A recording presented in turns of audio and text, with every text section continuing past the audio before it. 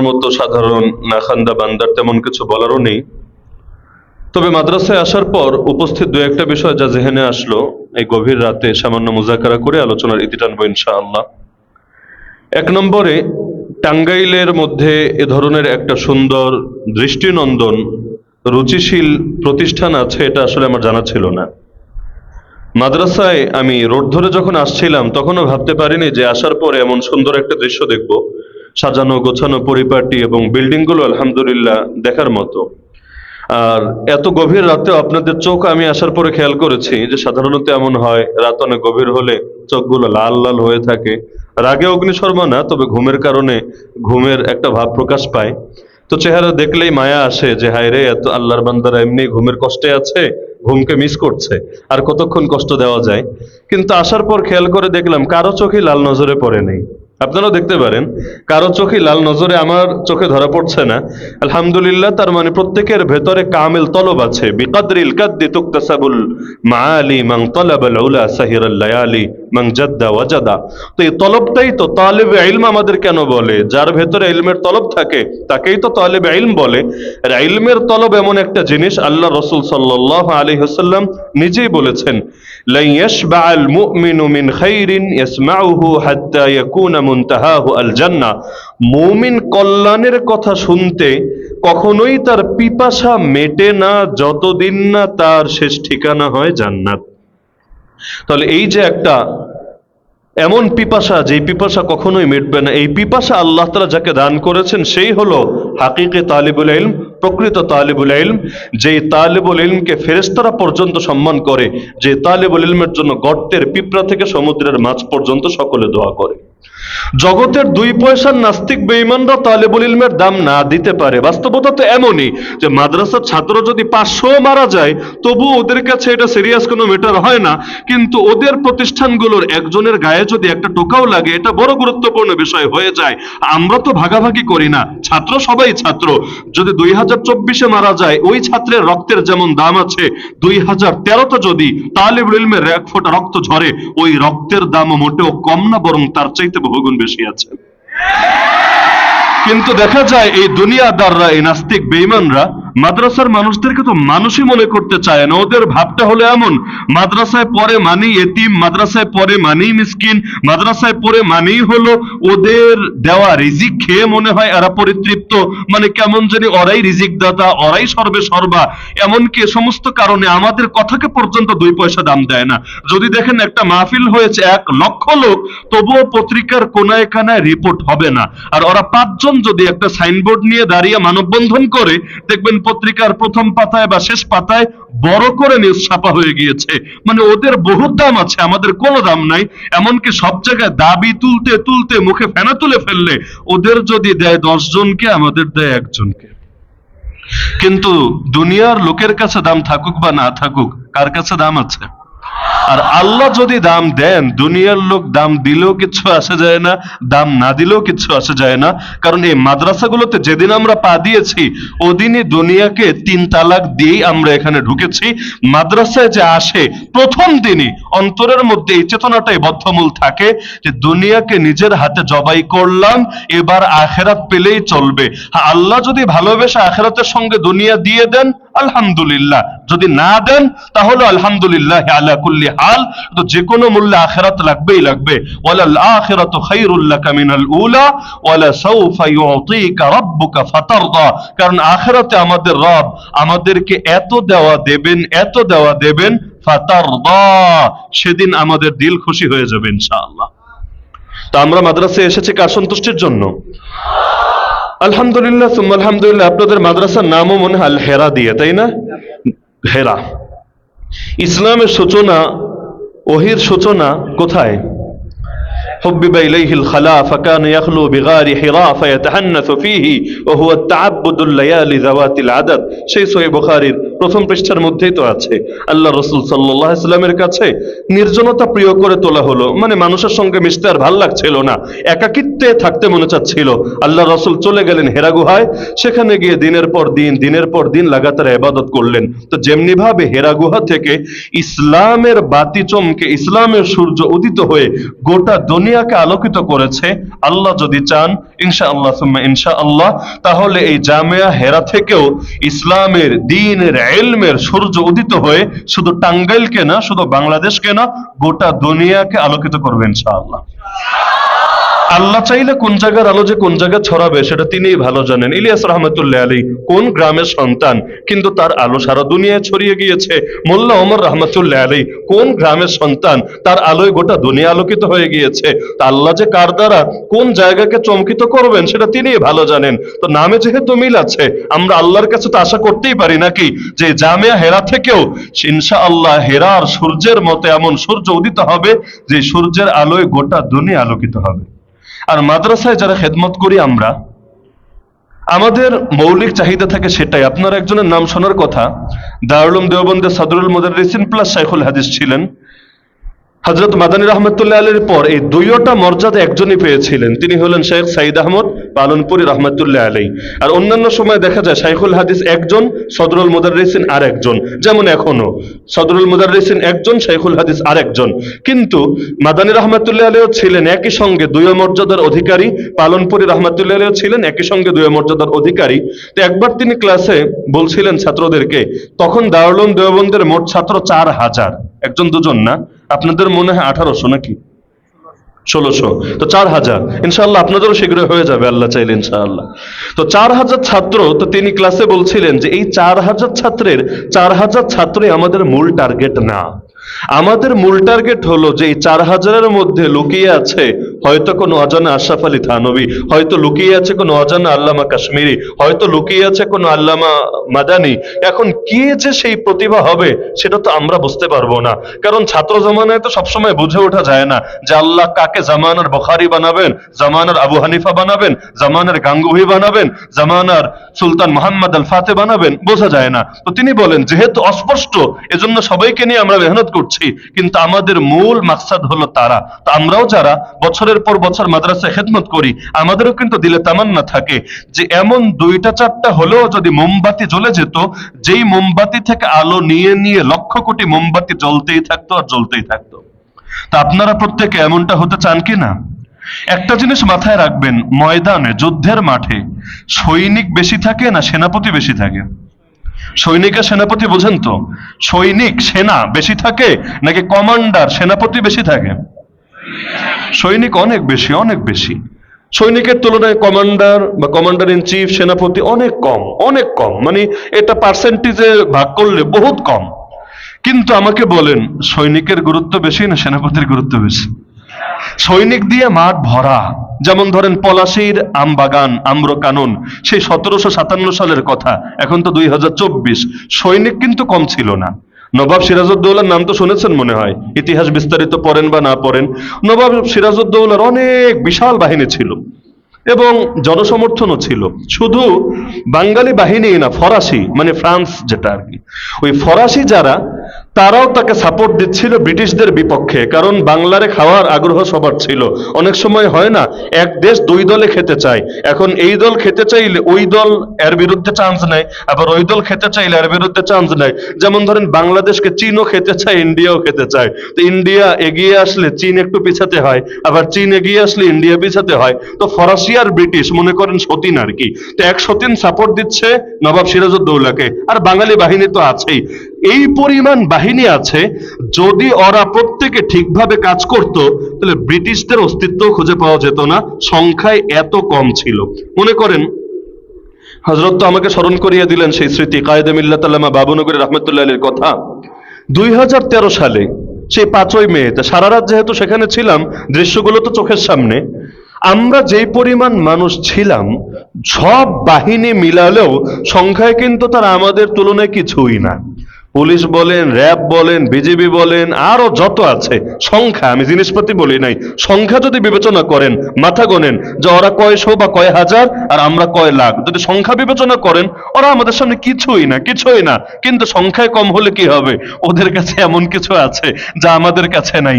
এখন আমাদের কাছে যদি ওটা না থাকে, এখন শুধু ভেতরে জজবা দিয়ে তো আর মোকাবেলা করা যাবে না, কাটা দিয়ে কাটা তুলতে হবে। যদি শক্তি সমান না, অন্তত 10 ভাগের 1 ভাগও থাকতো, তবুও কিছু একটা হতো, কিন্তু খালি হাতে কি বা করা যাবে। তাহলে দেখা যাচ্ছে ব্রিটিশদের হাতে যে সৈনিকগুলো আছে এর চাইতে বহুত বেশি সৈনিক আছে নবাব সিরাজউদ্দৌলার পাশে, কিন্তু জিতেছিল কি নবাব না ব্রিটিশরা? এমনকি পুরো ভারতবর্ষের স্বাধীনতা সর্বপ্রথম হারিয়েছে এই বাংলা অঞ্চল থেকে। এই বাংলায় ইসলাম ঢুকেছে সবার পরে, ইসলাম ঢুকেছে সবার পরে 1252-তে, আর ইসলাম বের হয়েছে সবার আগে 1757-তে, মানে মাত্র 500 বছরের একটু বেশি সময়, 505 বছর। আর ভারতবর্ষে ইসলাম ছিল 800 বছর, কই 800 কই 500, তাহলে 295 বছর কম আমাদের এখানে, কারণ ঢুকলো সবার পরে, বের হলো সবার আগে। তো নবাব সিরাজউদ্দৌলার দুর্বলতা ছিল কোথায়? যে সৈনিক তো বহুত আছে, লেকিন সেনাপতি বিক্রি হয়ে গেছে। সেনাপতির নাম কি? হ্যাঁ, নাম তো সবাই জানেন, মীর জাফর, নাকি? সেই মীর জাফর, বাংলাদেশেও আছে একটা জাফর, চেনেন না আপনারা? জাফর ইকবাল আর কি, ওই মীর জাফর, ওই নামের আগে মিল লাগাই দিলে এটাও জাফর। তো এখন এই যে মীর জাফর সেনাপতি বিক্রি হয়ে গেল, সৈনিক বহুত থাকার পরও কাজের কাজ কিছুই হলো না। এখন বোঝেন, বাংলাদেশে মুসলমান কি শুধু হুজুররা? মুসলমানকে শুধু মাদ্রাসার ছাত্র আর শিক্ষকরা? না, এই দেশে মুসলমান বহুত আছে আলহামদুলিল্লাহ। শুধু নামে মুসলমান তা না, এখন তো কলেজ ভার্সিটির মধ্যে ইসলামের জাগরণ শুরু হয়ে গেছে আলহামদুলিল্লাহ। ওরা চাচ্ছে সবাইকে নাস্তিক বানাতে, আর আল্লাহর কি কুদরত, এখন কলেজ ভার্সিটি থেকেও নাস্তিকদের 20 দাঁত ভেঙে দেওয়ার মতো মর্দে মুজাহিদ তৈরি হয়ে যাচ্ছে। তার মানে কি বুঝলাম? যে বাংলার জমিনে সৈনিকের কমতি নাই আলহামদুলিল্লাহ, এটা বাস্তব কথা। 2013-তে ডাক দেওয়া হলো, ঢুকতে দেওয়া হলো না ঢাকায়, তারপরও লাখ লাখ, মানে আল জাজিরা রিপোর্ট করেছে 70 লাখ, যদিও একটু বাড়িয়ে টাড়িয়ে যদি বলি করেছে, অন্তত 10 লাখ তো ছিল, এটা তো সবাই বলে। তো যদি আপনি ধরেন 10 লাখ ঢুকতে দেয় নাই বাহির থেকে, মানে বেশিরভাগ ঢাকারই লোক বা সর্বোচ্চ আশপাশের লোক, তার মানে ঢুকতে দিলে সংখ্যাটা কতগুণ বেশি হতো। তাহলে কি বুঝলেন? সৈনিক হওয়ার মতো লোক কম আছে না বেশি আছে? আরে কম আছে না বেশি আছে? বহুত বেশি আছে আলহামদুলিল্লাহ, কারণ এখানে তো মুসলমান সংখ্যা লঘু না, সংখ্যা গরিষ্ঠ। তাহলে সৈনিক আছে বহুত, কিন্তু অভাব কিসে? অভাব কিসে? সেনাপতিতে। কারণ যদি সৈনিক হিসাব করি ধরেন 5 কোটি, তাহলে 5 কোটিকে যদি আপনি ভাগ করেন যে 1000 মানুষের নেতৃত্ব দিবে একজন, ওই 1000-এর আরেকজন, ওই 1000-এর আরেকজন, কারণ একজন মানুষ ভাই কয়জনের নেতৃত্ব দিতে পারে? কেন্দ্রীয় নেতা না, কেন্দ্রীয় নেতা তো একজন থাকে, কিন্তু এক একটা ভাগে ভাগে আলাদা নেতৃত্ব দিতে হয় না। যেমন ধরেন আপনাদের হেফজখানায় ছাত্র যদি থাকে 500, একজন হুজুরকে চাইলেও যত ইচ্ছা থাকুক সবাইকে একা পড়াতে পারবে? তাহলে কারো হকে আদায় করা যাবে না, ভাগ ভাগ ভাগ ভাগ করে নিতে হবে। হ্যাঁ, বড় হুজুর থাকবেন একজন, কিন্তু তার অধীনে আলাদা আলাদা ভাগ করে দিতে হবে, না হলে সব এলোমেলো হবে। তাহলে বাংলাদেশের 5 কোটি মানুষও ধরি সৈনিক হতে রেডি আছে, আছে আলহামদুলিল্লাহ। তাহলে এদেরকে নেতৃত্ব দিতে সেনাপতি লাগবে নাকি লাগবে না? আচ্ছা, সেনাপতি হবে কি মূর্খরা না জ্ঞানীরা? আচ্ছা, জ্ঞানী কাদেরকে বলে? যারা কলেজ ভার্সিটিতে পড়ে। জ্ঞানী কাদেরকে বলে? যারা পিএইচডি করে, মাস্টার্স করে, অনার্স করে, তাদেরকে না। এই জ্ঞান তো হলো ওহীর জ্ঞান, এই জ্ঞান তো হলো কোরআনের জ্ঞান। এই জ্ঞান কি কলেজে পাওয়া যাবে? এই জ্ঞান কি ভার্সিটিতে পাওয়া যাবে? এই জ্ঞান তো আপনাদের আল হেরায় পাওয়া যাবে, আপনাদের এই মাদ্রাসাগুলোতে পাওয়া যাবে। তার মানে মাদ্রাসাগুলো তৈরি করা হয়েছে সেনাপতি বানানোর জন্য, যেটাকে অন্য ভাষা আমরা বলি নায়েবে নবী, নায়েবে রাসূল।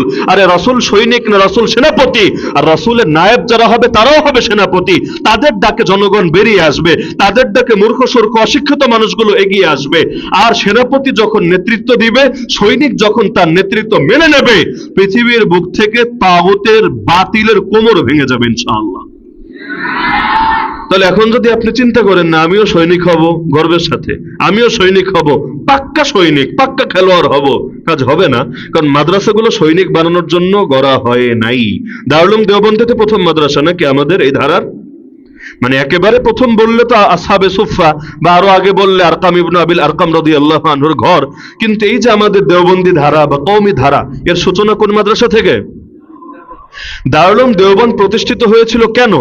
কম বেশি তো আপনারা জানেন। শাইখুল হিন্দ রাহমাতুল্লাহ আলাইহি স্পষ্টই বলেছিলেন, যখন ব্যাপকভাবে আলেমদেরকে হত্যা করা হচ্ছিল, একজন দুজন না, হাজার হাজার আলেমকে, এমন এমন রাস্তাও ছিল, একটা গাছও বাকি নাই যেখানে কোনো না কোনো আলেমকে ফাঁসিতে ঝুলিয়ে হত্যা করা হয় নাই।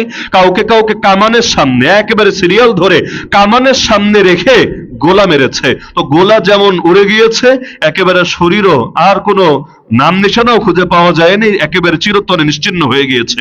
এভাবে যখন ব্যাপকভাবে আলেমদেরকে হত্যা করা হচ্ছিল, তখন কিছু ব্যক্তি চিন্তা করলেন, কাসেম নানুতুবি রহমতুল্লাহ আলাইহি সহ কিছু ব্যক্তি চিন্তা করলেন, এভাবে যদি আলেমদেরকে মারা হয়, আগামী দিনে ময়দানে নেতৃত্ব কে দেবে? কারণ জাহেল নেতৃত্ব দিতে পারে না। জাহেল যদি নেতৃত্ব দিতে আসে, ফাদল্লু ওয়া আদল্লু, হাদিসেরই তো কথা, ও নিজেও পথ হারাবে, গোটা জাতিকে বিপদগামী করবে। তো এখন দারুল উলুম দেওবন্দ তৈরি হলো কেন? সেনাপতির শূন্যতা পূরণের জন্য। এখান থেকে আলেম তৈরি হবে, আলেম তৈরি হয়ে তারা গিয়ে ঘাস কাটবে না, বরঞ্চ তারা হাল ধরবে। নবী জিন্দা থাকলে নবী যেই কাজ করতেন, নবী যখন এই দুনিয়ার বুকে নাই, রওজায়ে আতহারে তো জিন্দা আছেন, যখন দুনিয়ার বুকে নাই, নবীর অবর্তমানে সেই কাজটাই তারা আঞ্জাম দেবে। শাইখুল হাদিস আল্লামা আজিজুল হক রাহমাতুল্লাহ আলাইহি বলতেন, আল উলামা ওয়ারাসাতুল আম্বিয়া, আলেমরা নবীদের ওয়ারিস। এটাকে আমরা ফজিলতের হাদিস হিসাবে প্রচার করি, কিন্তু এটা যতটা না ফজিলতের হাদিস, তার চাইতে বেশি দায়িত্বের হাদিস। তার মানে হাদিস শুনলাম মানে নবীর যে কাজ আমারও সেই কাজ। নবী জিহাদ করেছেন নাকি করেন নাই? নবী ইলম শিখিয়েছেন নাকি শেখান নাই? নবী দাওয়াত দিয়েছেন নাকি দেন নাই? নবী সৎ কাজের আদেশ অসৎ কাজের নিষেধ করেছেন নাকি করেন নাই? এভাবে একটা একটা তালিকা করেন। নবী যা যা করেছেন আমাদেরকেও জাতিগতভাবে তা তা করতে হবে। তো এই মাদ্রাসা তৈরি হয়েছে সৈনিক গড়ার জন্য না সেনাপতি গড়ার জন্য? তা আপনারা কি হতে চান? কি হতে চান? সেনাপতি থাকলে কি হয় এটা তো আন্দোলনে আপনারা বুঝলেন। আন্দোলনে বুঝতে পারেন নাই আপনারা? মনে করেন সবাই মাঠে নেমে এসেছে, কিন্তু কেন্দ্র থেকে কোনো কমান্ড আসছে না, এভাবে আন্দোলন চলতো? সম্ভব না। আন্দোলন কিভাবে চললো? সমন্বয়করা নেতৃত্ব দিল, সমন্বয়কদের একসঙ্গে ধরে নিয়ে গেল, ধরে নেওয়ার পর কেমনে চললো? এক দলরে নিয়েছে, আর এক দল খাড়া হয়ে গেল।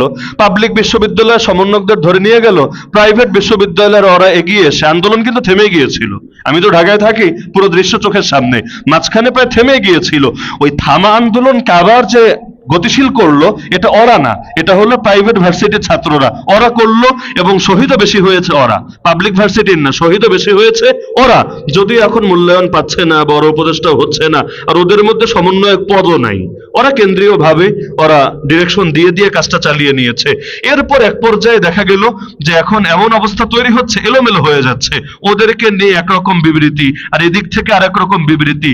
তখন তিনটা ছেলেকে, নাম বলার দরকার নেই, এগুলো অন্য টপিক আর কি, আমাদের ইসলামের বিষয় না, কিন্তু কথা প্রসঙ্গে আসলে জন্য বললাম, তিনটা ছেলেকে আমেরিকান দূতাবাসে, বরকতময় জায়গা, পৃথিবীর মধ্যে খুব দামি একটা জায়গা, আহাব্বুল বিলাদি ইলাল্লাহি, এরকম নাকি আর কি, স্বার্থ ছাড়া তো কেউ কাজ করে না। তো যাই হোক, আমেরিকান দূতাবাসের মধ্যে নিরাপত্তা দিয়ে তিনটা ছেলেকে রাখা হলো। ওই তিনজন পরে বিবৃতি দিল, অনলাইনে তাদের বিবৃতি আসতে লাগলো, পুরো আন্দোলনের গতিপথ চেঞ্জ হলো। এখন ডিবি হাউন আঙ্কেল গিয়ে বসে বসে একরকম বিবৃতি দেয়, তাও কাজ হয় না, কারণ এরা আবার সেই আমেরিকান দূতাবাস থেকে আরেক রকম দেয়, এদেরকে খুঁজেও পায় না, কারণ খুঁজবে কোথায়? জায়গা মতো আছে, এখান থেকে খুঁজে বের করা সম্ভব না। অবশেষে কি হলো সেটা তো আপনাদের জানা।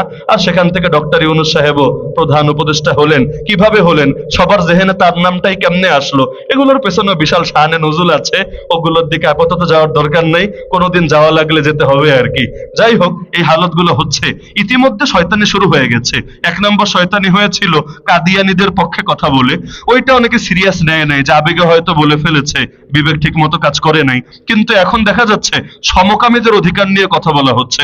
ঢাকা বিশ্ববিদ্যালয় 13 দফা দাবি দিয়েছে, এর মধ্যে সমকামীদের অধিকারের কথা আছে। শুধু সমকামী না, নারী পুরুষের সমানাধিকার, বেড়াওজা বেডিওতা, এবং এই কথা তো আছেই। সব জায়গায়, মজার বিষয় এটা, সব জায়গায় নারীদেরকে 33% জায়গা দিতে হবে। কোটা, কোটা বিরুদ্ধে আন্দোলন হলো না, আর এক কোটা, মুক্তিযুদ্ধ কোটা দূর করে এখন 33% নারীদেরকে কোটা দিতে হবে।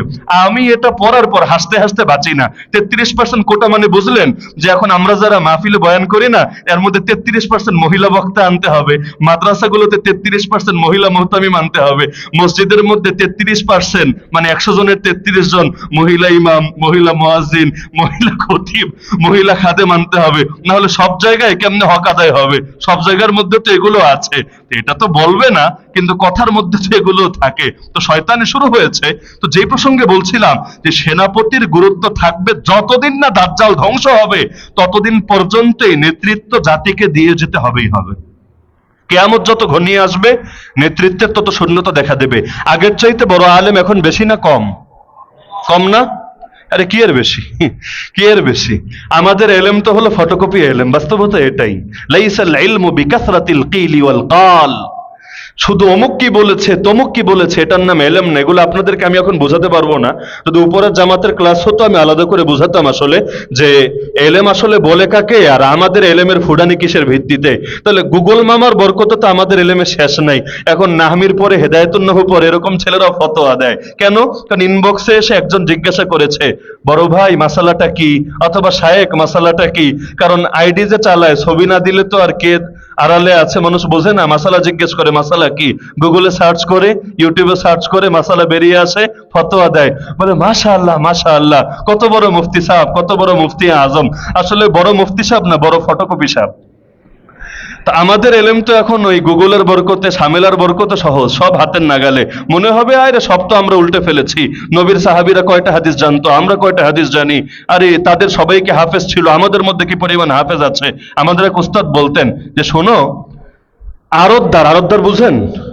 আড়তদারের গুদামে মাল বেশি থাকে না কৃষকের কাছে মাল বেশি থাকে? এক একজন কৃষকের কাছে মাল বেশি থাকে না এক একজন মজুদদার বা আড়তদারের কাছে মাল বেশি থাকে? আড়তদারের কাছে বেশি থাকে। একজন কৃষকের কাছে আসে তার নিজের মাল, মনে করেন 1 মণ 2 মণ 10 মণ 20 মণ, আর আড়তদারের কাছে আছে 100 কৃষকের 1000 কৃষকের মাল। তাহলে বেশি থাকবে কার কাছে? আড়তদারের কাছে। কিন্তু গুরুত্ব বেশি কি আড়তদারের না কৃষকের? কৃষক না থাকলে আড়তদার বসে বসে ললিপপ খাওয়া ছাড়া কোনো উপায় থাকবে না। বসে বসে মাছি মারবে আর ললিপপ খাবে, আর কোনো কাজ খুঁজে পাবে না। আমরা হলাম আড়তদার। এখন নবীর সাহাবীদের কাছে মনে হচ্ছে আবু হুরায়রা রাদিয়াল্লাহু আনহু 5,500 হাদিস বললেন, আরে আমার এক বুখারী শরীফের মধ্যেই তো হাদিস আছে 7,000-এর বেশি, তাকরা সহ মিলালে। তাহলে তো আমার ভান্ডার আরো মনে হয় বেশি। না রে ভাই, আমি তো আড়তদার, 10 জনেরটা একত্রিত করেছি, এজন্য মনে হয় বেশি। কিন্তু আমার ইলমের 1 পয়সাও দাম থাকতো না যদি না তারা কৃষক হতেন, তারা এটা ক্ষেতের মধ্যে রোপণ করতেন। তাহলে বড় আলেম কমছে। একজন আবু হানিফা দেখান এই যুগে, একজন বুখারী দেখান এই যুগে, একজন কাশ্মীরি। আরে আগের যুগ রাখেন, বলবেন আগেরটা বাগে খেয়েছে, ওল্ড ইজ গোল্ড। তাহলে একজন কাশ্মীরি দেখান, কাশ্মীরি বেশি দিন আগের না। আরে কাশ্মীরি বাদ দেন, একজন তকি ওসমানী দেখান এই দেশে। কি যে শূন্যতা তৈরি হচ্ছে, জেলার পর জেলা, বিভাগের পর বিভাগ, দেশের পর দেশ শূন্যতা তৈরি হচ্ছে। দারুল উলুম দেওবন্দ গেলাম না কয়দিন আগে, এই গত মাসের শেষেই তো, ওইখানে কারগুজারে শুনে আসলাম। দারুল উলুম দেওবন্দের এক উস্তাদ বললেন যে আমরা তো এখন ক্লাসেও বলি যে ভাই এলেম তো এখন বাংলাদেশমুখী হয়ে গেছে। কেন? কারণ ওরা বিভিন্ন চাপের কারণে, বিভিন্ন জুলুমের কারণে, কম বেশি হয়তো জানেন, বিভিন্ন জুলুমের কারণে স্বাধীনভাবে কথাও বলতে পারে না। এই যে হাদিসের কিতাবে কিতাবুল জিহাদ পড়াবে, কথা বলার সুযোগ নাই, কান্না করে ফেলে। এক পালনপুরি রহমতুল্লাহ জবরদস্ত কথা বলতেন, এর জন্য যে কত যুদ্ধ করা লাগতো বা প্রতিষ্ঠানের উপরও কত চাপ আসতো। এখন কান্না করে ফেলেন যে কিতাবে লেখা আছে, তো মুখ দিয়ে বলা যাচ্ছে না, কারণ সব কিছু মনিটরিং হচ্ছে, সব নজরদারি হচ্ছে। গিয়ে দেখলাম দেওবন্দের পাশে নতুন পুলিশ ফাঁড়ি করেছে। ওই পুলিশ ফাঁড়ির কোনো কাম নাই, একটাই কাম, এই ছাত্রদেরকে নিয়মিত নজরদারির মধ্যে রাখবে। তো আফসোস করে বলতেন এলেম তো এখন তোমাদের বাংলাদেশে বড় বড় আলেম তৈরি হচ্ছে। দেখলাম আব্দুল মালিক সাহেব হুজুরকে সবাই চেনেন, সবাই দিল দিয়ে মহব্বত করেন, গর্বের সাথে নাম বলেন। একজন উস্তাদের সাথে দেখা হলো, আফজল বাস্তই সাহেব, তিনি বললেন যে আব্দুল মালিক সাহেবকে আমি দেখি নাই, কিন্তু আমার আগ্রহ আছে, বাংলাদেশে গেলে আর কিছু করি না করি এই হুজুরের সাথে আমি একবার সাক্ষাৎ করে আসবো। দিলটা বড় হয়ে গেল যে আল্লাহ তাআলা আমাদেরকে কিছুদিনের জন্য হলেও তার ছাত্র হওয়ার তৌফিক দান করেছেন। তাহলে আপনাদেরকে কি হতে হবে? সেনাপতি। যেই লাইনেই যান বড় হতে হবে। আমাদের উস্তাদরা বলতেন, কথা লম্বা হয়ে যাচ্ছে মনে হয় না, গুছিয়ে শেষ করে দিচ্ছি। মাসি আপনজন পেলে বা মহব্বতের জায়গায় কথা শর্ট করতে চাইলেও শর্ট হয় না, কেমনে জানি লম্বা হয়ে যায়, সব জায়গায় কথা আসে না। আমরা তো আবার হিসাব করে করে কথা বলতে জানি, মনে করেন ডেইলি 6টা মাহফিল আছে, আবার এই জায়গায় অমুক নেতা, ওই জায়গায় অমুক খেতা, তো কোন জায়গায় কিভাবে কথা বলতে হয় জানাশোনা আছে। কিন্তু মহব্বত কোথাও বেশি উপচে পড়লে কম বলতে চাইলেও বেশি বলা হয়ে যায়। তো আপনাদের নামের কারণে না কিসের কারণে জানি না, আমি আগে আসি নাই, অধিকাংশের সাথে পরিচিতও নাই, কিন্তু মনে হচ্ছে কত হাজার বছরের পরিচয়, মনে হচ্ছে ফজর পর্যন্ত খালি বলি আর বলি। তো যাই হোক, কত কষ্ট দিব না আপনাদেরকে, মনে কষ্ট নেওয়ার দরকার নেই। যে প্রসঙ্গে বলছিলাম, কি কথা লাস্টে, না লাস্টে একটা কথা বলতে যাচ্ছিলাম।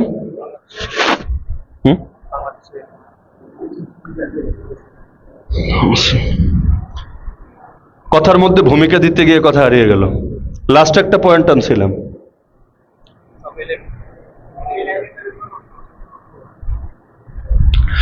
বলছিলাম যে আমাদের উস্তাদরা বলতেন যে যেই লাইনে যাবা কামেল হবা, চোর হলেও কামেল চোর হওয়া দরকার, যাতে রাস্তাঘাটে মাইর খাওয়া না লাগে। গণধোলাই খাওয়ার যে কি মজা, এটা যে খায় নাই সে কোনোদিন বুঝবে না। বলতেন ড্রাইভার হলো কামেল ড্রাইভার হও, যাতে রাস্তায় নিজেও গুতাগাতি না দেও আর মানুষেরও গুতাগাতি না খাও, রাস্তায় আদা মরা হয়ে আর পুরা মরা হয়ে পড়ে থাকা না লাগে, যে খুব ঝামেলা। তো ড্রাইভার হলে কামেল ড্রাইভার হও, চোর হলে কামেল চোর হও, ভালো হলে কামেল ভালো হও, মন্দ হলে কামেল মন্দ হও।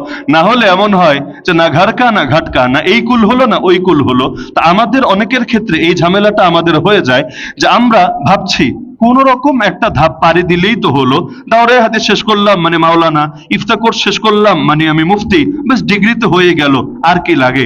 একটা জিনিস মাথায় রাখবেন, আমরাও একসময় আপনাদের এই অবস্থানেই ছিলাম। আপনারা এখন ছাত্র, আমরাও ছাত্র ছিলাম। আপনাদের অনেকের বয়স একেবারেই কম। আমি নিজে যখন হিফজ শেষ করে আমি কিতাবখানায় ভর্তি হই, আমার বয়স মাত্র 11.5। হিফজ শেষ করে, শুনানি শেষ করে, তাকমিল শেষ করে যখন কিতাবখানায় ভর্তি হই, আমার বয়স মাত্র 11.5। বুঝতে পারছেন তো? মানে এর চাইতে আপনাদের অনেকের বয়স হেফজখানারও বেশি আছে।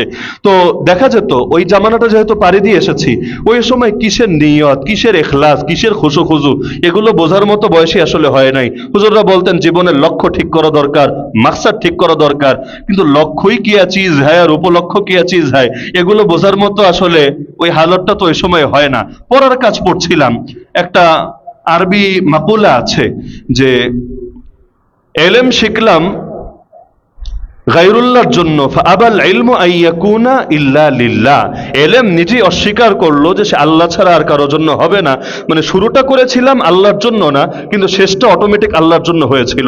আপনারা যারা মাদ্রাসায় আছেন অনেকে ইচ্ছা ছাড়াই এসেছেন, বাবা মা দিয়েছে তাই এসেছেন। এখন উস্তাদরা বলে ভাই সময় কাজে লাগাও, গুরুত্ব বুঝে আসে না। উস্তাদরা বলে প্রতিটা মুহূর্তকে গনিমত মনে করো, উস্তাদদের খেদমত করো, নেক দোয়া হাসিল করো, গুরুত্ব বুঝে আসে না।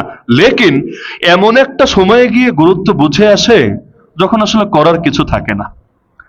অধিকাংশ মানুষের জীবনে আফসোস, অধিকাংশ। আপনারা আপনাদের বাবা দাদা চাচা এলাকার বয়স্ক মানুষের সাথে কথা বলেন, দুনিয়ার লাইনের হোক দিনের লাইন হোক, দেখবেন আফসোস করে। দুনিয়াদাররা আফসোস করে আরেকটু ভালো করে পড়তাম, আজকে আরেকটু বড় চাকরি করতাম, আমি স্যার স্যার বলে ফেনা তোলা লাগতো না, আমারে স্যার স্যার বলে ফেনা তুলতো। দিনের লাইনে লোকের আফসোস করে হায় আরেকটু ভালো করে পড়ালেখা করতাম, আজকে আমি 10 জনের মধ্যে ইলমের খেদমত করছি, দিনের খেদমত করছি, আমি আর 1000 জনের মধ্যে দিনের খেদমত করতাম। এরকম একটা আফসোস দেখবেন প্রায় সবার মধ্যে থাকে।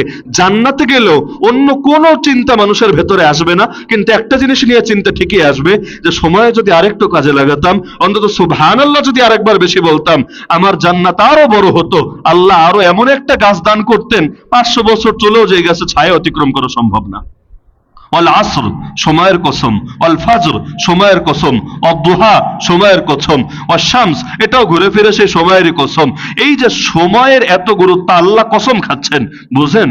আল্লাহ যে জিনিসের কসম খান ওই জিনিসের কত গুরুত্ব। না হলে আমরা কসম খাই আল্লাহর নামে, আল্লাহ ছাড়া কারো নামে কসম খাওয়া হারাম, জায়েজই নাই। আর আল্লাহ কসম খাচ্ছেন এই জিনিসগুলোর, তাহলে কত গুরুত্বপূর্ণ।